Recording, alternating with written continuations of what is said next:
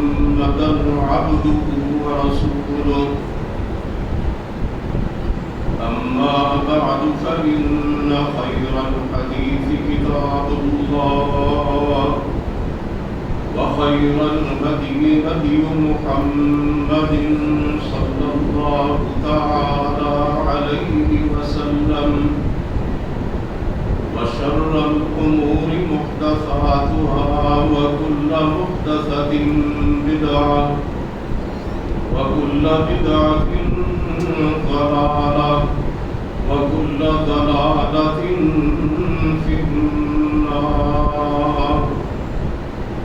رب اشرح لي صدري ويسر لي أمري واحلل عقدة من لساني يفقهوا قولي. أعوذ بالله السميع العليم من الشيطان الرجيم. بسم الله الرحمن الرحيم. ما كان محمد أبا أحد من رجالكم ولكن رسول الله وخاتم النبيين وكان الله بكل شيء عليما.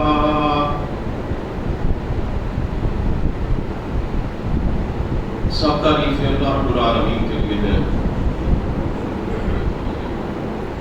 بے شمار درود و سلام نبی اقدس حضرت محمد رسول اللہ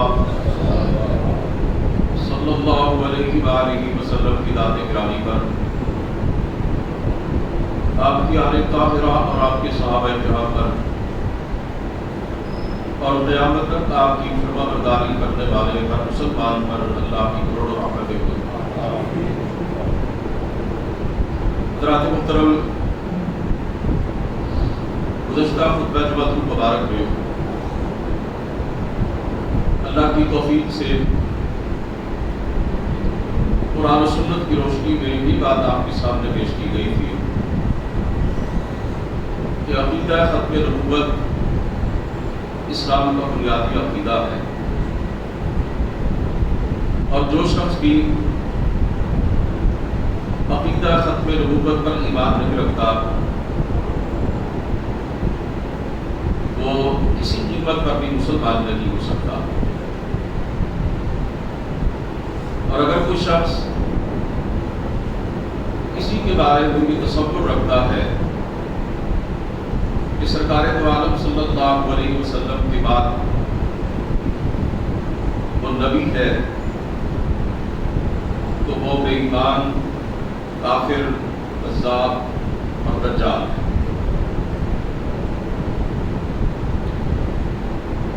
سرکار دو عالم صلی اللہ علیہ وسلم سے پہلے جتنے بھی انبیاء کرام علیہ السلام دنیا میں تشریف لائے، وہ سب ایک علاقے کی طرف، ایک بستی کی طرف، ایک شہر کی طرف یا ایک قوم کی طرف رسول بن کر آئے. اللہ رب العزت نے اپنے کئی پیغمبران کرام کے بارے میں یہ بات ارشاد فرمائی کہ انہیں اپنی اپنی قوم کی طرف رسول بنا کر بھیجا گیا. اللہ فرماتے ہیں وَلَقَدْ أَرْسَلْنَا نُوحًا إِلَىٰ قَوْمِهِ، ہم نے حضرت نوح علیہ السلام کو ان کی قوم کی طرف بھیجا. وَإِلَىٰ ثَمُودَ أَخَاهُمْ صَالِحًا، حضرت صالح علیہ السلام کو ان کی قوم کی طرف نبی بنا کر بھیجا. وَإِلَىٰ عَادٍ أَخَاهُمْ هُودًا، قوم عاد کی طرف حضرت ہود علیہ السلام کو بھیجا. وَإِلَىٰ مَدْيَنَ أَخَاهُمْ شُعَيْبًا، مدین کی بستی کی طرف حضرت شعیب علیہ السلام کو بھیجا. عَلَىٰ هَٰذَا الْقِيَاسِ، آپ سے پہلے جتنے بھی انبیاء رسول تشریف لائے وہ ایک خاص علاقے کی طرف، ایک خاص قوم کی طرف اور ایک خاص زمانے کے لیے بھیجے ہیں. لیکن سرکار دو عالم صلی اللہ علیہ وسلم کے حوالے سے اللہ رب العزت نے یہ بات ارشاد فرمائی کہ ہم نے آپ کو پوری کائنات کے انسانوں کے لیے رسول بنا کر دیا۔ کبھی اللہ تعالیٰ ارشاد فرماتے ہیں وَمَا أَرْسَلْنَاكَ إِلَّا كَافَّةً لِلنَّاسِ بَشِيرًا وَنَذِيرًا، اے نبی ہم نے آپ کو پوری انسانیت کے لیے بشیر و نذیر بنا کر بھیجا، یعنی خوشخبری سنانے والا اور ڈرانے والا بنا کر بھیجا۔ کبھی اللہ تعالیٰ ارشاد فرماتے ہیں وَمَا أَرْسَلْنَاكَ إِلَّا رَحْمَةً لِلْعَالَمِينَ، ہم نے آپ کو تمام جہانوں کے لیے رحمت بنا کر بھیجا۔ کہیں اللہ فرماتے ہیں قُلْ يَا أَيُّهَا النَّاسِ إِنِّي رَسُولُ اللَّهِ إِلَيْكُمْ جَمِيعًا، اے نبی آپ اعلان فرما دیجئے کہ اے لوگوں میں تم سب کی طرف اللہ کا رسول بن کر آیا۔ قرآن کریم کے یہ فرامین اس بات پہ واضح طور پر دلالت کر رہے ہیں کہ پہلے نبی، پہلے رسول ایک خاص علاقے اور ایک خاص زمانے کے لیے نبی بن کر آئے، لیکن سرکار تو عالم صلی اللہ علیہ وسلم کو اللہ تعالیٰ نے پوری انسانیت کے لیے اور قیامت تک کے لیے رسول بنا کر بھیجا۔ آپ کی نبوت و رسالت عالمگیر ہے اور ہماگیر ہے، اور یہ اس بات پہ بین ثبوت کی حیثیت رکھتی ہے کہ اب آپ کے بعد کوئی نبی اور رسول دنیا میں نہیں آئے گا، کیونکہ پوری انسانیت کے لیے اور ساری دنیا کے زمانوں کے لیے اللہ تعالیٰ نے اپنے حبیب پاک کو مبعوث فرما دیا۔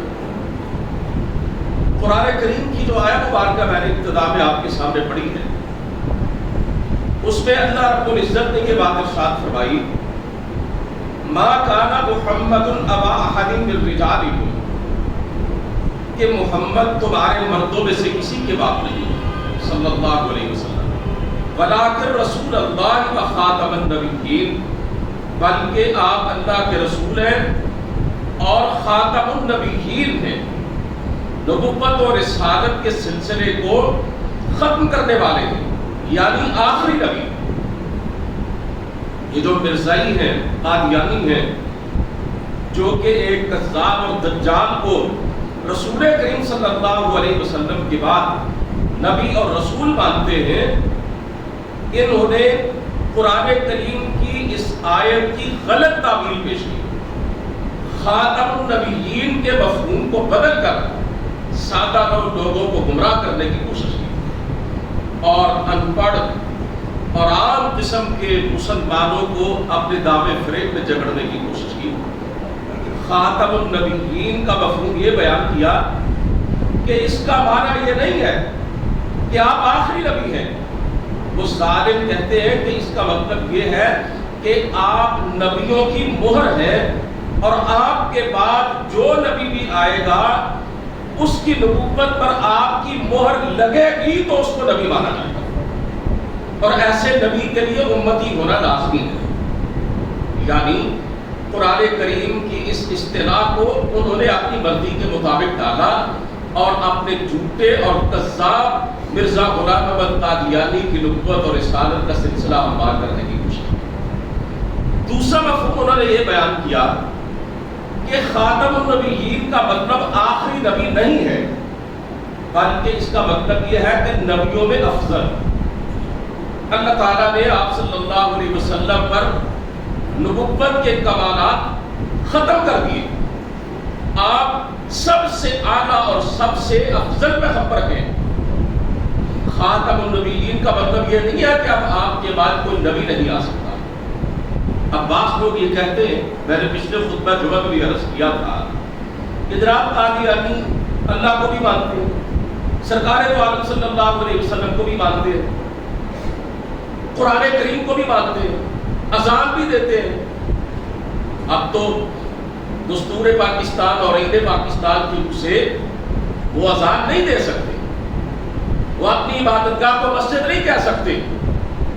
1974 عیسوی سے پہلے وہ اذانیں بھی دیتے تھے اور اپنی عبادت گاہوں کے لیے وہ مساجد کا لفظ بھی استعمال کرتے تھے، یہ تو قانونی طور پر 1974 عیسوی کے بعد اس پہ پابندی لگا دی گئی نا. تو لوگ کہتے ہیں دیکھیں وہ نمازیں بھی پڑھتے ہیں، آخرت کو بھی مانتے ہیں، اپنے آپ کو مسلمان بھی کہتے ہیں. اور پاکستان کا ایک بڑا مشہور مذہب خیز ایک عالم دین ہے، خاص طور پر نوجوان طبقہ اس کی بات کو بڑا سنتا اور مانتا ہے، اور ٹی وی چینلز پر بھی مختلف پروگراموں میں اسے ایک اسپیکر کے طور پر لایا جاتا ہے. اس سے مسئلے مسائل پوچھے جاتے ہیں، وہ ان کے جوابات دیتا ہے. اس ظالم نے بھی یہ کہا کہ جناب یہ قادیانی جو ہے محض اتنی سی بات پر تم کو کافر قرار نہیں دینا چاہیے نا کہ وہ رسول کریم صلی اللہ علیہ وسلم کے بعد بھی ایک شخص کو نبی مانتے ہیں. اتنی سی بات میں سمجھتا ہوں اتنی سی بات نہیں، بات ساری ہے ہی یہ. جب کوئی اس کو نہیں مانتا بات اس میں ختم ہو جاتی ہے. مسیلمہ کذاب نبوت کا نہ صرف اقرار کرتا تھا، رسول کریم صلی اللہ علیہ وسلم کو نہ صرف اللہ کا نبی مانتا تھا بلکہ اس کے علاقے کے اندر اذان بھی ہوتی تھی، اور اس کی اذان کے اندر اشہد ان محمد رسول اللہ کے الفاظ بھی آتے تھے. یہ بات اچھی طرح سمجھ لیجیے. اس نے رسول کریم صلی اللہ علیہ وسلم کی رسالت کا انکار نہیں کیا تھا، بلکہ واضح طور پر اس نے اقرار کیا تھا. اور اس نے سرکار دو عالم صلی اللہ علیہ وسلم کی وفات سے کچھ عرصہ پہلے آپ کی طرف ایک خط بھیجا تھا، اور اس نے یہ کہا تھا کہ یہ خط مسیلمہ رسول اللہ کی طرف سے محمد الرسول اللہ کی طرف ہے. یعنی اپنے آپ کو رسول اللہ کہا، اور رسول کریم صلی اللہ علیہ وسلم کو بھی اللہ کا نبی لکھا، اور پھر کہا آپ پر سلام ہو. تیسرا جملہ اس نے یہ لکھا کہ مجھے بھی اللہ تعالیٰ کی طرف سے نبوت کے کام میں آپ کے ساتھ شریک کیا گیا. آپ ذرا غور کیجئے نا کہ مسیلمہ کذاب رسول کریم صلی اللہ علیہ وسلم کی نبوت کا اقرار کرتا ہے، آپ کو اللہ کا رسول مانتا ہے، لیکن حضرت صدیق اکبر رضی اللہ تعالیٰ عنہ نے اس کے خلاف جہاد کیا، اور بالکل ایسے ہی جیسے کافروں کے خلاف جہاد کیا جاتا تھا. جیسے غزوہ بدر میں، غزوہ احد میں، غزوہ خندق میں، غزوہ خیبر میں، غزوہ حنین میں، غزوہ تبوک میں اور چھوٹی بڑی جنگوں میں کافروں کے خلاف جہاد کیا گیا، لڑائی کی گئی، قتال کیا گیا، بالکل اسی طرح خلیفہ بلا فصل محافظ ختم نبوت اور تحریک ختم نبوت کے سب سے پہلے قائد حضرت ابو بکر صدیق رضی اللہ تعالی عنہ کے دور خلافت میں مسیلمہ کذاب کے ماننے والوں کے خلاف قتال کیا گیا. اور حضرت ابو بکر رضی اللہ تعالی عنہ نے یہ فرمایا تھا کہ جب ہم ان پہ قابو پا لیں گے ہم ان کی عورتوں کو اپنی لوٹیاں بنائیں گے اور ان کے بچوں کو اپنا غلام بنائیں گے، جیسے کافروں کے ساتھ معاملہ کیا جاتا. تو جب مسیلمہ کذاب کو اس کے انجام تک پہنچا دیا گیا اور اس کی فوجوں کو شکست دے دی گئی، ان کی عورتوں اور بچوں کو غلام بنا لیا گیا، لوٹیاں بنا لیا گیا، حضرت علی رضی اللہ تعالی عنہ کا جو پہلا بیٹا تھا نا جی، جو سیدہ فاطمہ رضی اللہ تعالی عنہ کی وفات کے بعد حضرت حسن اور حسین رضی اللہ تعالی عنہ کے بعد ایک عورت کے بدن سے پیدا ہوا، بہت مشہور شخصیت امت مسلمہ کی حضرت محمد بن حنفیہ رحمۃ اللہ علیہ. یہ جس عورت کے پیٹ سے پیدا ہوئے تھے وہ مسیلمہ کذاب کے جو علاقے اور قبیلے کی عورتیں مسلمانوں کی ہاتھ میں آئی تھی، ان کو لوٹیاں بنایا گیا تھا. ان میں سے ایک عورت تھی جو حضرت علی رضی اللہ تعالیٰ عنہ کے حصے میں بطور لوٹی آئی تھی، اس کے بدن سے حضرت علی رضی اللہ تعالیٰ عنہ کے لیے جلیل القدر فرزند پیدا ہوئے، جنہیں تاریخ میں محمد بن حنفیہ کے نام سے یاد کیا.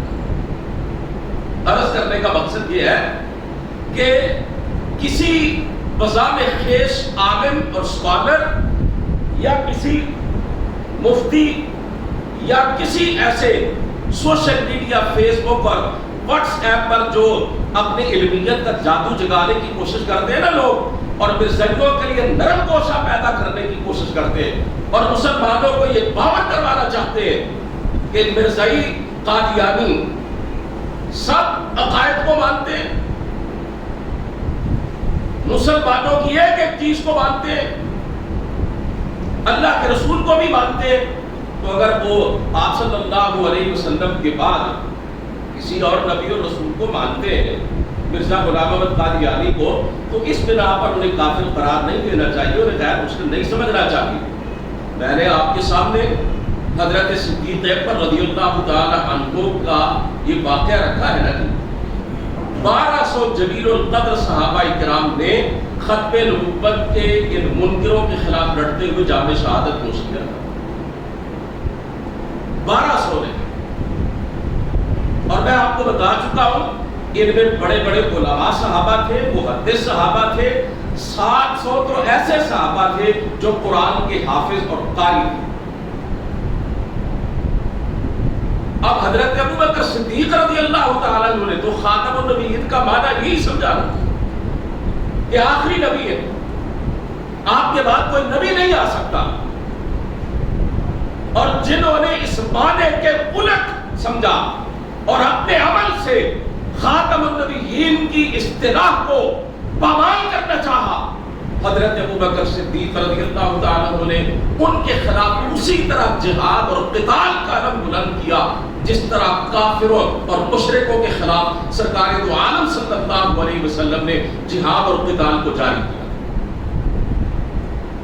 اب یہ جو قادیانی ہمارے ملک میں غیر مسلم اقلیت قرار دیے گئے، آج 8 ستمبر ہے نا جی، کل 7 ستمبر کا دن اس تاریخ ساز دن کی یاد دلاتا ہے جب 4:35 پر پاکستان کی پارلیمنٹ نے متفقہ طور پر قادیانیوں کو اقلیت قرار دیا تھا۔ یہ کوئی 1-2 دن کی بات نہیں ہے، یہ کوئی 2-4 برس کی بات نہیں ہے۔ بر صغیر کے مسلمانوں نے، علماء نے، قائدین نے 90 سال کی طویل جدوجہد کے بعد اس منزل کو حاصل کیا تھا، 90 سال کی طویل جدوجہد کے بعد۔ اور یہ ظالم، یہ مجھے اور آپ کو اور پوری دنیا کے وہ مسلمان جو عرب و عجم کے اندر بستے ہیں ان کو کافر کہتے ہیں۔ یہ بات معلوم ہی نہیں میرے سادہ لو بھائی، مرزا غلام احمد قادیانی لعنتی یہ لکھ چکا ہے اپنی کتابوں میں کہ جو شخص مجھے نبی نہیں مانتا وہ کافر ہے اور بدترین کافر ہے۔ اسی بات کو تو پاکستان کے علماء نے پارلیمنٹ کے اندر پیش کیا، اس کی عبارتیں تو تھیں، وہ ذوالفقار علی بھٹو کے سامنے اور پوری اسمبلی کے سامنے رکھی کہ یہ ظالم تو ہمیں کافر سمجھتے ہیں۔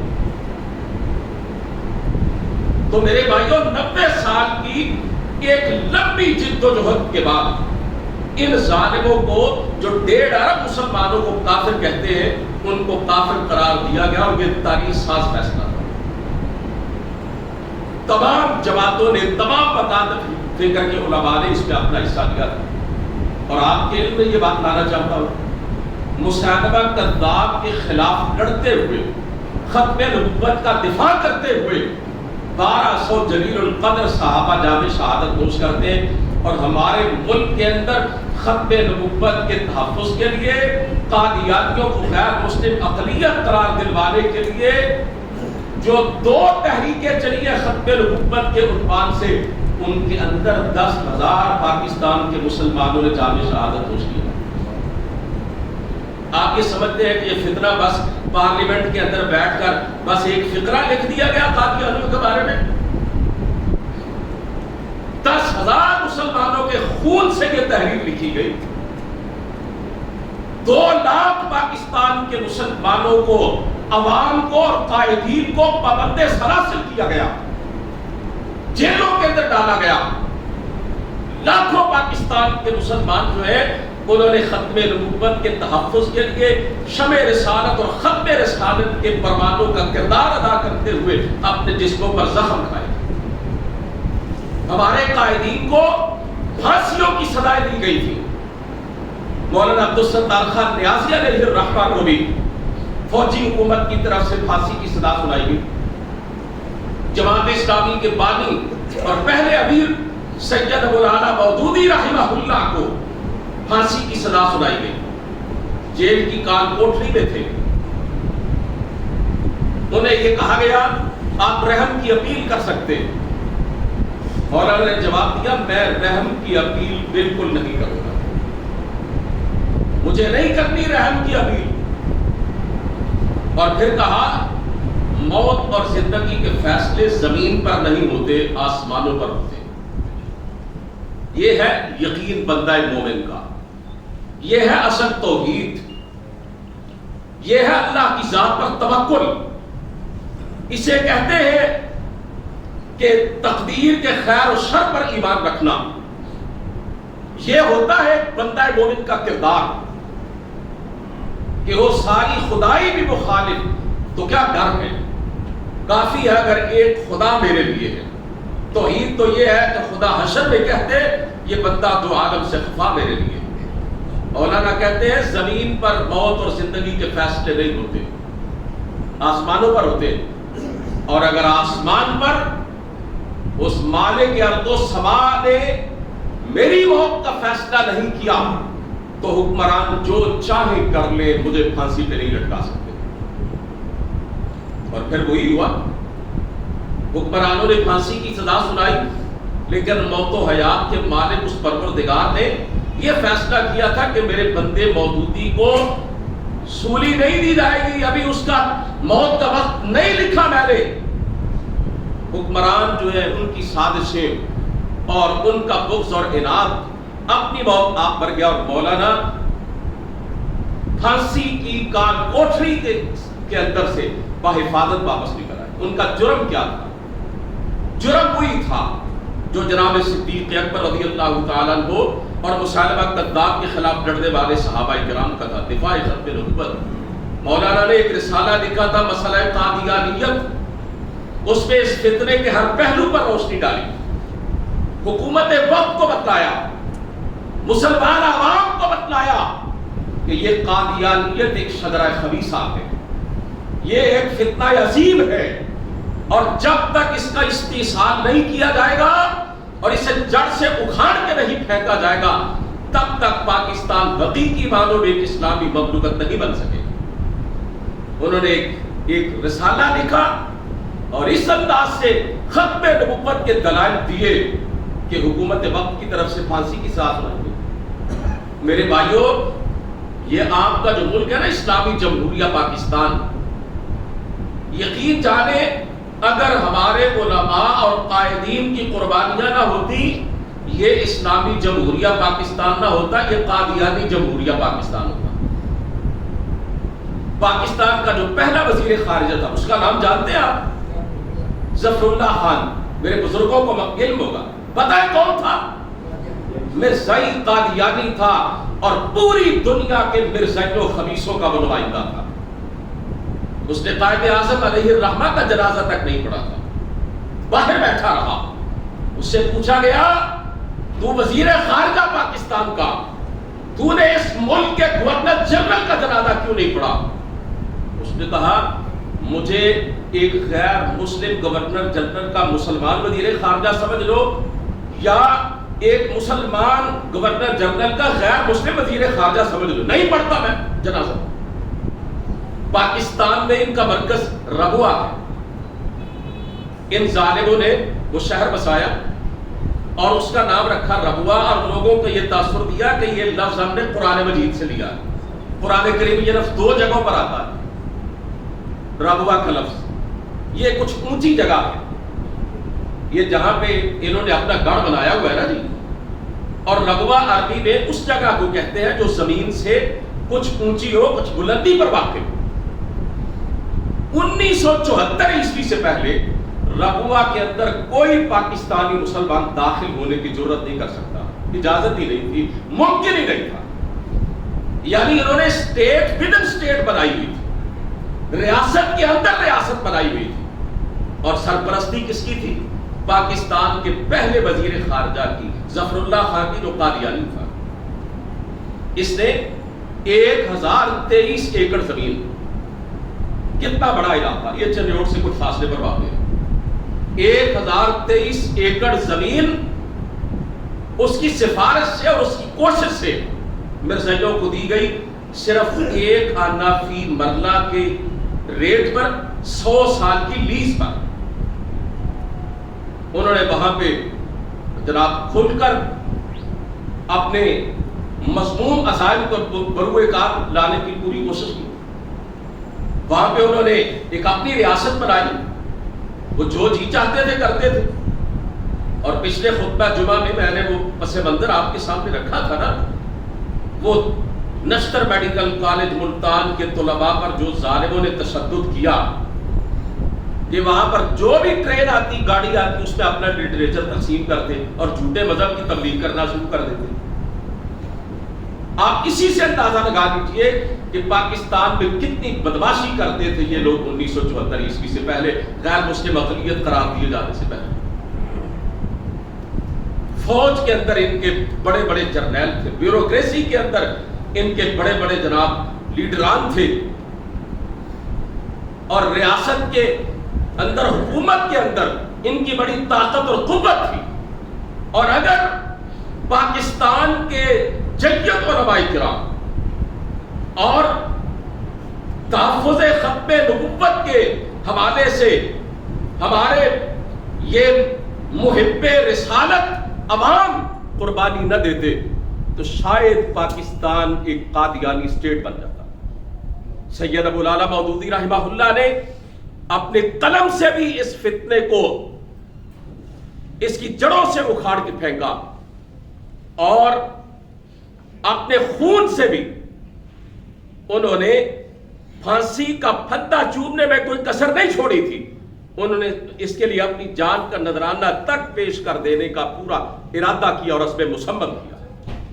آج بھی آپ سورہ احزاب 21ویں پارے میں جو سورت ہے، اسی کے اندر سے یہ آیت میں نے آپ کے سامنے پڑھی ہے، اور میں نے گزشتہ جمعے میں یہ عرض کیا تھا کہ آپ سب اس آیت کو ترجمے سمیت یاد کریں اور اپنے بچوں کو یاد کروائیں، ختم نبوت کے عقیدے کو اپنے بچوں کے رگو پے کے اندر اتار دیں۔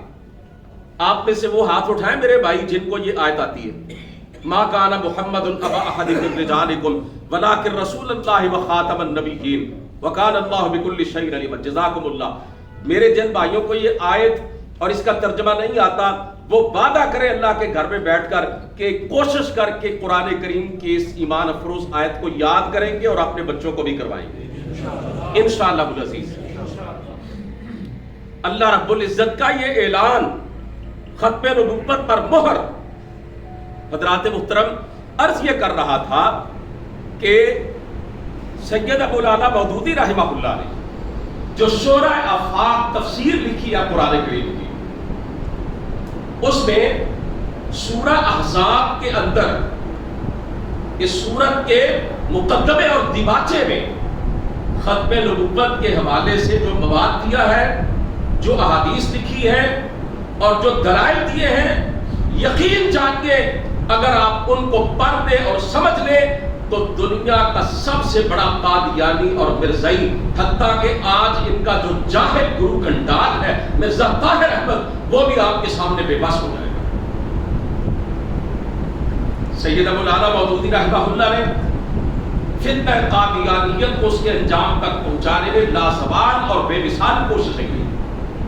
پاکستان کے ایک بڑے معروف عالم دین ہیں مفتی امتیاز احمد مروت، دیوبندی مکتب فکر سے تعلق رکھتے ہیں۔ جماعت اسلامی پنجاب کا اجتماع ارکان ہوا لاہور میں، وہاں پر وہ تشریف لائے، جماعت کے اندر اپنی شمولیت کے اسباب بیان کیے۔ وہ کہتے ہیں کہ میں جس مدرسے میں پڑھتا تھا، اس مدرسے میں میرے اساتذہ کہتے تھے کہ مودودی کی کتابیں نہ پڑھنا، یہ پورا ایک فتنہ، اس سے بچ کے رہنا، ورنہ اپنا ایمان تک گوا بیٹھو گے، اس بات کا خدشہ۔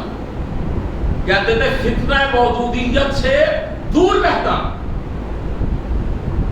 مفتی صاحب نے اپنے بیان میں کہا مجھے میرے اساتذہ کی طرف سے اتنا بدگمان کیا گیا سید مودودی رحمہ اللہ کی طرف سے اور ان کی کتابوں کی طرف سے، میں نے ارادہ کیا کہ میں مودودی کے خلاف ایک ایسی کتاب لکھوں گا کہ جو آج تک کسی نے نہیں لکھی، لوگوں کو اس فتنے سے آگاہ کروں گا۔ وہ کہتے ہیں کہ مولانا کے خلاف کتاب لکھنے کے لیے ظاہر ہے مجھے مولانا کی کتابیں پڑھنا تھی، ورنہ کیسے پتہ چلتا ہے یہ بندہ کون ہے، کیا چاہتا ہے، کیا کہتا ہے، اس کے افکار کیا ہے، اس کے نظریات کیا ہے، اس کے عقائد کیا ہے، یہ کیا بتلاتا ہے لوگوں کو، کیسے پتہ چلتا ہے کہ یہ فتنہ ہے تو کس طرح کا فتنہ ہے۔ کہتے ہیں میں نے مولانا کی کتابیں پڑھی، میں ختم نبوت کا مبلغ تھا، میری زندگی کا مشن یہ تھا کہ میں نے مرزائیت اور قادیانیت کے خلاف لوگوں کو آگاہ کرنا ہے۔ کہتے ہیں میں حیران رہ گیا، میرے اساتذہ مدرسوں میں جس مودودی کو کہتے تھے یہ فتنہ ہے، اس سے بچ کے رہنا، ایمان تمہارا جو ہے وہ خطرے میں پڑ جائے گا اگر اس کے قریب گئے تو کہتے ہیں رسول کریم صلی اللہ علیہ وسلم کی ختم نبوت کے حوالے سے مولانا مودودی کی کتابوں میں میں نے جو دلائل پڑھے، مجھے اپنے بڑے سے بڑے عالم دین اور کسی بڑے سے بڑے شیخ اور میرے اساتذہ میں سے کسی استاد کے پاس بھی وہ دلائل نہیں تھے جو سید مودودی نے دیے ہوئے۔ تو میں نے کہا یہ فتنہ ہے، یہ تو امت مسلمہ کا صحیح اور حقیقی رہنما ہے۔ کہتے بس اس بات نے مجھے مجبور کیا اور میں جماعت اسلامی کے اندر آ گیا، اس کا رکن بن گیا۔ آج پورے ملک کے اندر حضرات محترم مفتی امتیاز احمد بربط جگہ جگہ پہ جاتے ہیں، ختم نبوت کے حوالے سے لوگوں کے سامنے درس دیتے ہیں، تقریریں کرتے ہیں، جمعے کے خطبے دیتے ہیں، اور انہی کی کوششوں سے ایک بہت بڑا مرزائی قادیانی مبلغ جو ہے وہ دائرہ اسلام کے اندر داخل ہوا ہے۔ چند دن پہلے لاہور کے ایک اجتماع کے اندر وہ شریک تھا اور اس نے بتایا کہ میں کیسے اسلام کی طرف راغب ہوا۔ یہ فتنہ آپ کے ارد گرد موجود ہے، آپ کے بچوں، آپ کے نوجوان اولاد کے پیچھے پڑا ہوا ہے، اور ایک مسلمان کے پاس سب سے قیمتی اثاثہ اس کا ایمان ہوتا ہے۔ اگر ایمان سے خدا نخواستہ ایک بندہ ایک مومن ہاتھ دھو بیٹھے یا اس کی نسل، اس کی اولاد جو ہے وہ ایمان اور اسلام سے منحرف ہو جائے تو پھر دنیا اور آخرت میں اس سے بڑھ کے خسارہ کوئی نہیں ہو سکتا۔ میں نے کچھ احادیث پچھلے خطبہ جمعہ میں آپ کے سامنے رکھی تھی کہ جن میں سرکار دو عالم صلی اللہ علیہ وسلم نے خاتم النبیین کا مفہوم خود بتایا، اور آپ نے خود اس بات کی وضاحت فرمائی کہ میں اللہ کا آخری نبی ہوں۔ خاتم النبیین کا معنی ہی صرف اور صرف یہ ہے کہ میرے بعد کوئی نبی اور رسول دنیا میں نہیں آ سکتا۔ آپ صلی اللہ علیہ وسلم نے حضرت علی رضی اللہ تعالیٰ عنہ سے فرمایا انت منی بمنزلۃ ہارون من موسیٰ الا انہ لا نبی بعدی۔ توجہ کیجیے، میں بس 7-8 منٹ میں بات کو مکمل کر دوں گا۔ مجھے اس بات کا احساس ہے کہ شدت کی گرمی پڑ رہی ہے اور آپ کے لیے بیٹھنا بہت مشکل ہے۔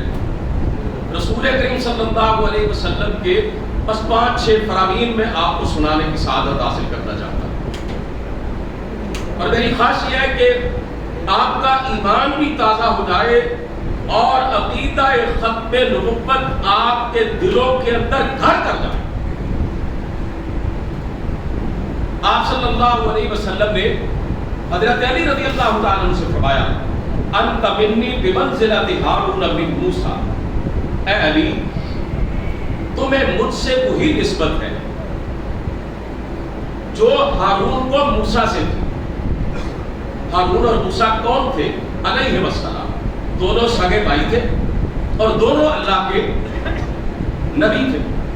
آپ نے فرمایا اے علی تجھے مجھ سے وہی نسبت ہے جو حضرت ہارون علیہ السلام کو حضرت موسیٰ علیہ السلام کے ساتھ، الا انہ لا نبی بعدی۔ ہاں فرق صرف یہ ہے کہ میرے بعد کوئی نبی نہیں۔ ہارون اور موسیٰ دونوں نبی تھے، تم میرے ایسے ہی بھائی ہو جیسے ہارون موسیٰ کے بھائی تھے، وہ دونوں بھائی تھے، میں نبی ہوں تم نبی نہیں ہو، فرق یہ۔ آپ نے کیسے واضح فرما دیا؟ اسی طرح رسول کریم صلی اللہ علیہ وسلم نے اپنا تعارف کروایا، اپنی پہچان کروائی، اپنا مقام اور مرتبہ بیان فرمایا۔ آپ نے فرمایا انا محمد صلی اللہ علیہ وسلم، فرمایا میں محمد، وانا احمد، اور میں احمد۔ آپ نے فرمایا وَأَنَا الْمَاحِي الَّذِي يَمْحُو اللَّهُ بِهِ الْكُفْرَ، میں ماحی ہوں، مٹانے والا، اللہ میرے ذریعے کفر کو مٹا کے رکھ دے۔ آپ نے فرمایا أَنَا الْحَاشِرُ الَّذِي يُحْشَرُ النَّاسُ عَلَىٰ قَدَمَيَّ، میں حاشر بھی ہوں کہ سب سے پہلے میدان حشر میں پہنچوں گا، سارے لوگ میرے بعد ہوں گے، میرے پیچھے ہوں گے۔ اور اس کا دوسرا مطلب کیا ہے کہ میں حاشر ہوں، یعنی میرے بعد میدان حشر ہی ہوگا، قیامت ہی آئے گی، کوئی نبی اور رسول نہیں آ سکتا۔ آپ نے پھر آگے فرمایا وَأَنَا الْعَاقِبُ الَّذِي لَيْسَ بَعْدَهُ نَبِيٌّ، اور میں عاقب بھی، عاقب کا مطلب ہے آخر پہ آنے والا۔ فرمایا میں عاقب ہوں کہ جس کے بعد کوئی نبی اور پیغمبر دنیا کے اندر نہیں ہے۔ اسی طرح حضرت عبداللہ بن عمر بن عاص رضی اللہ تعالیٰ عنہ کہتے ہیں کہ ایک دن سرکار دو عالم صلی اللہ علیہ وسلم اپنے کاشانہ مبارک سے ہماری طرف نکلے، صحابہ کرام کی طرف، اور حضرت عبداللہ بن عمر بن عاص کہتے ہیں کہ آپ کا انداز ایسا تھا جیسے آپ ہم سے الوداع ہو رہے ہیں، اور آپ نے فرمایا سنو، میں محمد نبی امی ہوں اور میرے بعد قیامت تک کوئی نبی نہیں آیا۔ خطبہ حجۃ الوداع، جس میں آپ صلی اللہ علیہ وسلم نے وہ تاریخ ساز خطبہ ارشاد فرمایا کہ جو انسانی حقوق کے عالمگیر منشور کی حیثیت رکھتا ہے، اس میں آپ نے دین کا سارا خلاصہ بتا دیا۔ اس میں آپ صلی اللہ علیہ وسلم نے اپنے کم و بیش 1.5 لاکھ صحابہ اکرام کے درمیان یہ اعلان فرمایا تھا سنو، میرے بعد کوئی نبی نہیں ہے اور تمہارے بعد کوئی امت نہیں ہے۔ یہ خطبہ حجۃ الوداع کے اندر جملہ ہے ایک رسول پاک صلی اللہ علیہ وسلم۔ پھر آپ نے فرمایا مجھے اللہ تعالیٰ نے 6 باتوں پر دیگر سارے نبیوں پر فضیلت اور برتری عطا فرمائی۔ 6 باتیں اللہ نے مجھے ایسی دی ہیں جو پہلے کسی نبی کو نہیں دی ہیں۔ آپ نے پہلی بات ارشاد فرمائی اعطیت جوامع الکلم، مجھے اللہ نے جامع کلمات عطا کیے، تھوڑے لفظوں میں بے پناہ معنی اور مفہوم عطا کرنے کی صلاحیت اللہ نے مجھے دی۔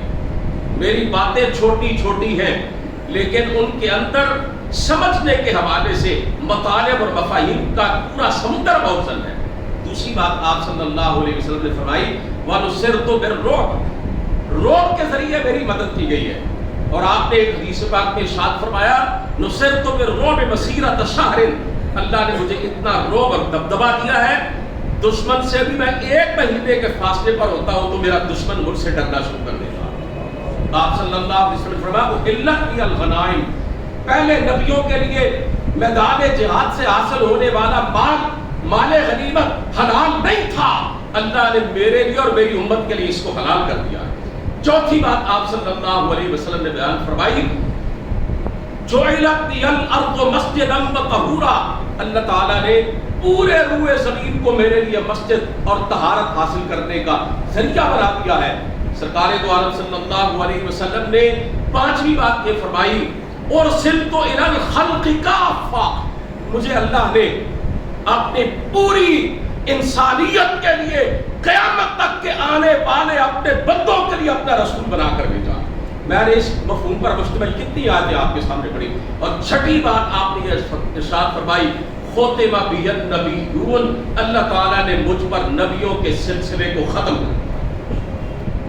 یہ میں نے ذخیرہ احادیث میں سے چند احادیث آپ کے سامنے پڑھی ہے جن میں میرے اور آپ کے پیارے پیغمبر حضرت محمد رسول اللہ صلی اللہ علیہ وسلم نے اپنی زبان مبارک سے بتلایا کہ خاتم النبیین کا مفہوم کیا ہے۔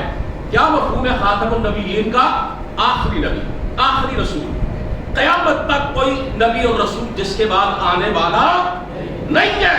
اور اگر آج کوئی دجال اور کذاب کہے کہ خاتم النبیین کا مطلب آخری نبی نہیں ہے بلکہ خاتم النبیین کا مطلب ہے نبیوں کی مہر، آپ کے بعد وہ نبی بنے گا جس کی نبوت پہ آپ مہر لگا دیں گے، یا کوئی جاہل اور کوئی دھوکے باز یہ کہے خاتم النبیین کا مطلب آخری نبی نہیں ہے بلکہ افضل نبی ہے، تو کیا آپ اپنے نبی کے فرامین سننے کے بعد بھی اس کے دھوکے میں آنے کا تصور کریں گے؟ نہیں کریں گے انشاءاللہ العزیز۔ اس لیے میں آپ سے کہتا ہوں یہ آیت خود بھی یاد کیجیے، آپ نے آج وعدہ کیا ہے انشاءاللہ یہ آیت زبانی یاد کرنی ہے اور اس کو وقتاً پڑھنا ہے لوگوں کے اندر بیٹھ کر اور اپنے بچوں کو بھی یاد کروانی ہے۔ کاش آپ یہ آیت اور ایک حدیث جو ہے انا خاتم النبیین لا نبی بعدی، میں آخری نبی ہوں میرے بعد کوئی نبی نہیں ہے، اس کی کوئی فلیکسیں بنوا کر کچھ تھوڑا سا خرچہ کر کے اپنی دکانوں کے دروازوں پر لگا دیں، جہاں آپ کاروبار کے لیے بیٹھتے ہیں کسی نمایاں جگہ پر یہ چشمہ کر دے تاکہ عقیدہ ختم نبوت کا دفاع بھی ہوتا رہے اور آپ کا ایمان بھی تازہ ہوتا رہے اور آنے والے لوگوں کو پتہ چلتا رہے کہ ختم نبوت کا پروانہ ہے، شمع رسالت کا دیوانہ ہے۔ عزیزو یہ بات سمجھ لو کہ سرکار دو عالم صلی اللہ علیہ وسلم خاتم النبیین ہے، آپ مسلمان امت ہے خاتم الامم ہے، اور ہماری جو کتاب ہے قرآن مجید وہ خاتم الکتب ہے۔ ہمارے نبی کے بعد کوئی نبی نہیں، ہمارے پیغمبر پر جو کتاب اتری اس کے بعد کوئی کتاب نہیں، اور ہم امت ہیں آخری نبی کی، ہمارے بعد کوئی امت نہیں ہے، خاتم الامم ہے۔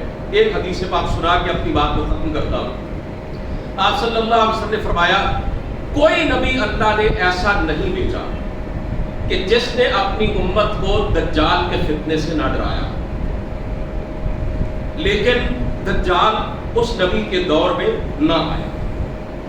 میں آخری نبی ہوں اور میں تمہیں دجال کے فتنے سے ڈراتا ہوں کہ میرے بعد قیامت تک کوئی نبی نہیں آئے گا، اس لیے دجال اگر برپا ہوگا تو تمہارے اندر سے ہوگا۔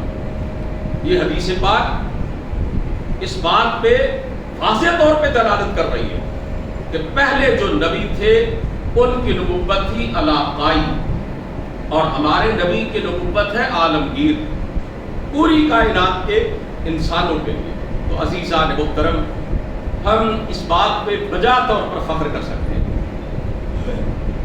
کہ اللہ تعالیٰ نے ہمیں یہ توفیق بخشی، ہماری پارلیمنٹ کو یہ توفیق بخشی اور ہمارے آئین ملک کے دستور کے اندر یہ بات درج کر دی گئی اور یہ قانون ہے ہمارے پاکستان کا کہ قادیانی غیر مسلم اقلیت ہیں، کافر ہیں، مسلمان ہیں۔